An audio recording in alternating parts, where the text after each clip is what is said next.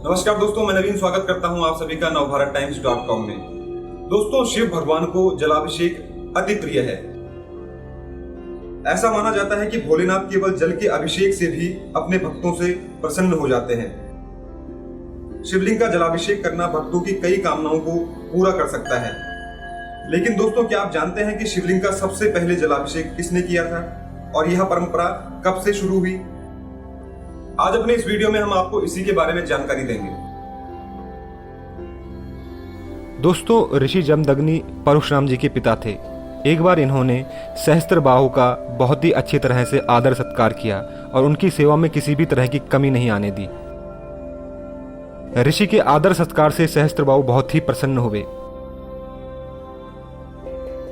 लेकिन उनकी समझ में यह बात नहीं आई कि एक गरीब ऋषि उनकी और उनकी सेना के लिए इतना सारा खाना कैसे जुटा सकता है।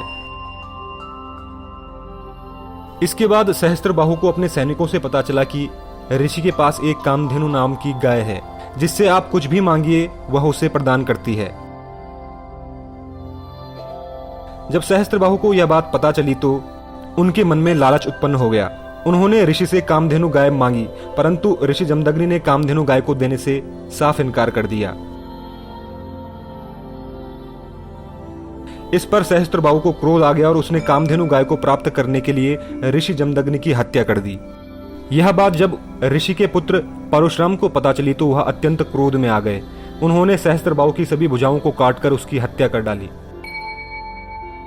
बाद में परशुराम जी ने अपनी तपस्या के प्रभाव से अपने पिता जमदग्नि को पुनः जीवित कर दिया।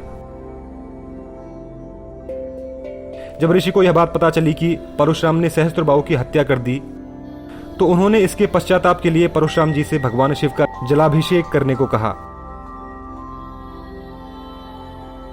इसके बाद परशुराम जी ने अपने पिता की आज्ञा मानी और वो मीलों दूर से गंगा जल लाए और आश्रम के पास ही शिवलिंग की स्थापना कर भगवान शिव का जलाभिषेक किया और उनकी स्तुति की। जिस क्षेत्र में परशुराम ने शिवलिंग स्थापित किया था उस क्षेत्र का प्रमाण आज भी मौजूद है। यह क्षेत्र उत्तर प्रदेश में आता है और पुरा महादेव के नाम से प्रसिद्ध है। ऐसी मान्यता है कि परशुराम जी पहले कांवरिया थे जिन्होंने कांवड़ लाकर शिवजी का महाभिषेक किया था। कुछ एक मान्यताओं और कथाओं के अनुसार रावण का नाम भी लिया जाता है कि उसने कांवड़ यात्रा की परंपरा शुरू की थी, जबकि कुछ मान्यताओं में भगवान राम को प्रथम कांवरिया कहा गया है। तो दोस्तों, उम्मीद करता हूं कि आपको हमारे द्वारा दी गई जानकारी पसंद आई होगी। ऐसी ही रोचक जानकारियों के लिए चैनल को सब्सक्राइब जरूर करें और देखते रहें नवभारतटाइम्स.com। नमस्कार।